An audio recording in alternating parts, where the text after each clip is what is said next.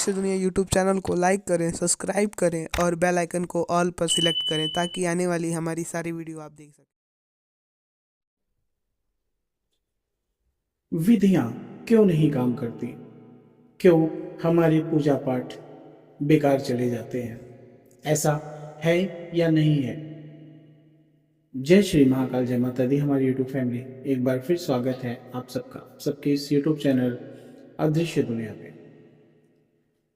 हमने अक्सर सत्संग में सुना, या आपने भी सुना होगा, रामायण, महाभारत या वेदों में आदि में पढ़ा होगा कि प्राचीन काल में तपस्वी लोग मंत्रों की शक्ति से जो चाहे हासिल कर लेते थे। वे जिस चीज का आवाहन करते थे उसे तुरंत पा लेते थे। आज भी आप जब शारीरिक या आर्थिक रूप से परेशान होते हैं और किसी ज्योतिष के पास जाते हैं तो वह क्या क्या करता है? जन्म पत्रिका देखने के बाद पीड़ित ग्रह की शांति के लिए कुछ उपाय बता देता है और कुछ मंत्रों का जाप करने के लिए कहता है। ऐसे में कई बार लोग सवाल करते हैं कि उन्होंने मंत्रों का जाप तो किया लेकिन कोई खास सफलता नहीं मिली। आखिर ऐसा क्यों होता है? क्यों हम मंत्र पढ़ते हैं? ये हमारे गुरुजन, हमारे जो संत जन हैं, जिनके माध्यम से मैं थोड़ी जानकारियाँ इकट्ठा करता हूँ, वो आप सबके बीच लाता हूँ। इसमें कुछ कमियां हों तो उसे ज़रूर बताइएगा। मैं आभारी रहूँगा आपका, इसलिए कि आध्यात्म कभी किसी का पूरा नहीं हुआ। यह एक ऐसा समुद्र है ना कि इसमें पूरा जीवन शायद कम पड़ जाता है। तो कई लोगों का ऐसे में सवाल पूछना भी है, सही है, कि उन्होंने मंत्रों का जाप तो किया लेकिन कोई खास सफलता नहीं मिली। आखिर ऐसा क्यों होता है? जो मंत्र प्राचीन काल में सिद्ध थे उनका प्रभाव आज कम क्यों दिखाई देता है या नहीं दिखाई देता? मंत्रों की शक्ति प्रभावी क्यों नहीं रह गई है? आज हम आपको इस सबका बड़ा राज बताने जा रहे हैं, जो गुरुजन बताते हैं, जो साधक बताते हैं कि मंत्रों की शक्ति आखिर काम कैसे करती है। दरअसल आज लोग मंत्रों को जाप करते समय सिर्फ मुंह से बोलते हैं, रहते हैं, उसमें उनका मन और आत्मा नहीं शामिल होता। मंत्र पढ़ने या जपने समय आधा ध्यान घर के काम में लगा होता है और कई बार तो लोग मंत्रों का जाप करते करते घर की साफ सफाई भी कर लेते हैं, गाड़ी भी चला लेते हैं।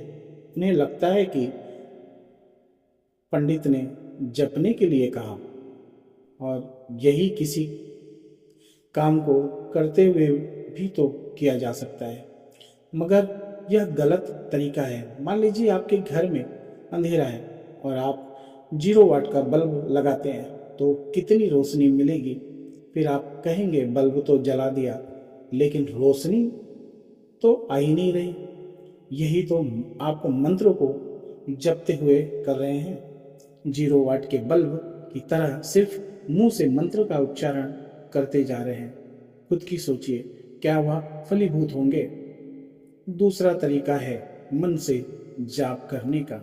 एक जगह ध्यान लगाकर बैठ जाएं, उसको विचलित करने वाली कोई चीज, मोमबत्ती, किसी तरह का शोर ना हो।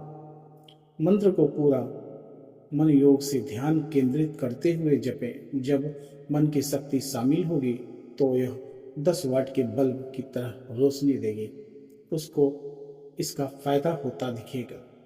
तीसरा तरीका गुरुजन बताते हैं आत्मा से मंत्रों का जाप करना। यह 100 वाट के बल्ब जैसा है जो पूरे कमरे को रोशनी से भर देता है, क्योंकि इसमें आपका शरीर यानी मुंह से मंत्रों का उच्चारण हो रहा होगा।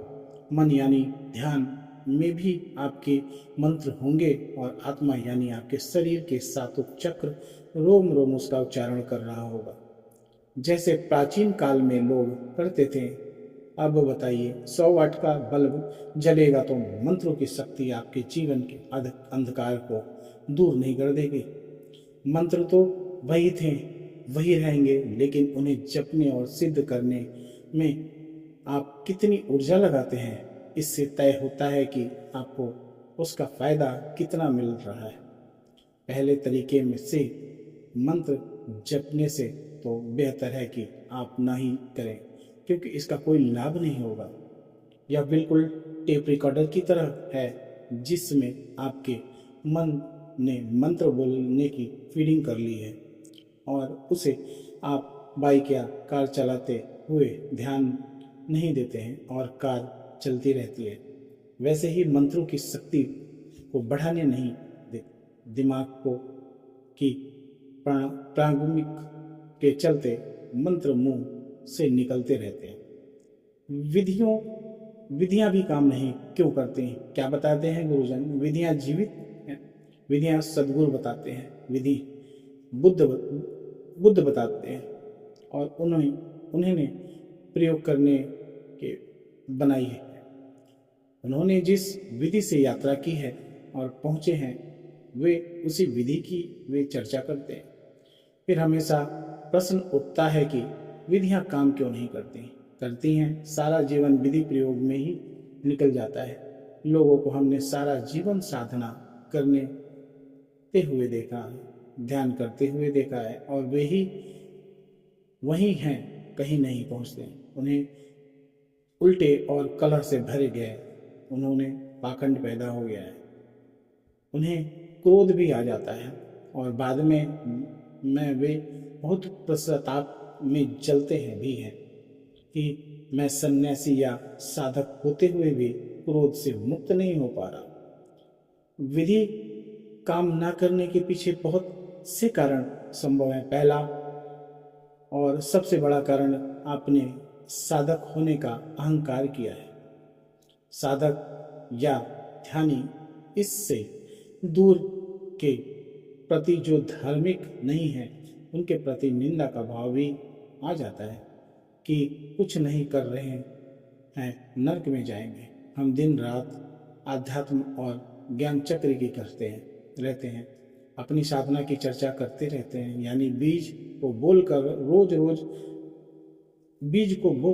रोज रोज खोद कर देखते हैं कि उगा या कि नहीं, और ध्यान का बीज जीवन भर नहीं उग पाता। अपनी प्रेमिका के विषय में हम किसी को बताते नहीं और भगवान से प्रेम है, यह बात हम ढोल पीट कर कहना चाहते हैं। उसको कहते हैं कि ज्ञानी कहते हैं कि सदगुरु कहते हैं कि दया हाथ जो काम करे, वह बाएं हाथ को भी ना पता चले। साधना की चर्चा करने से जिन अनुभवों से हम गुजरते हैं, वे अनुभव दोबारा घटित नहीं होते। उन्हें कहना नहीं है, सिर्फ स्मरण में रखना है ताकि वे गहरे जा सके। इसीलिए साधना में गोपनीयता बहुत आवश्यक है। दूसरा कारण है झूठ जीवन जीना। हम सुबह से शाम तक सिर्फ झूठ बोलते हैं, दूसरों से भी और अपनों से भी। झूठ को छुपाने के लिए दूसरा झूठ और तीसरा झूठ, इस तरह हम अपने ही बनाए हुए झूठ के जाल में उछलकर मुसीबत में पड़ जाते हैं, तनाव से भरे जाते हैं और तनाव के कारण हम विधि प्रयोग असमर्थ हो जाते हैं।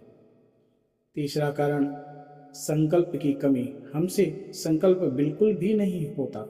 हमारी छोटी छोटी आदतें ही हम नहीं बदल पाते हैं, हर गलती को बार बार दोहराते हैं।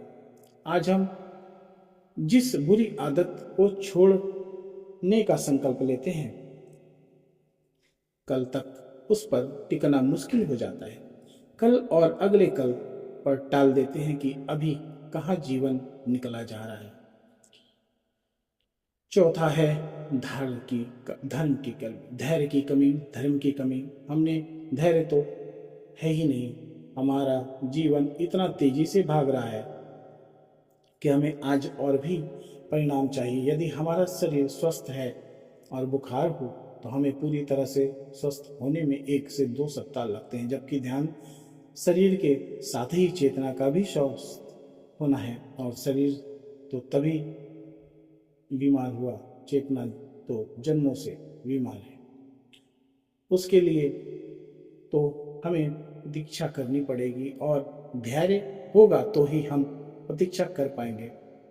यही प्रतीक्षा पूरी हो, इसीलिए हमें धैर्य रखना होगा। कहने सुनने में यह बात बहुत अच्छी लगती है कि धैर्य रखना चाहिए, लेकिन हम धैर्य रख नहीं पाते। कैसे धैर्य रखें? ऐसे बहुत सारी बातें जो हमारे गुरुजन बताते हैं कि साधना में क्या करना चाहिए, क्या नहीं करना चाहिए। और सबसे बड़ी बात, एक योग गुरु होना चाहिए और हमारी साधना गुप्त होनी चाहिए। हम क्या कर रहे हैं, क्या नहीं कर रहे हैं, उस बीच जो अनुभव हुए हैं उनको भी नहीं सार्वजनिक करना चाहिए। ये हमारे गुरुजन बताते हैं, हमारे आध्यात्मिक गुरु बताते हैं। वीडियो कैसा लगा, यह बातें आपको कैसी लगी ज़रूर बताइएगा। कुछ कमियां होंगी तो ज़रूर बताइएगा। आप सबका प्यार, आप सबका सहयोग ऐसे ही मिलता रहे, बस यही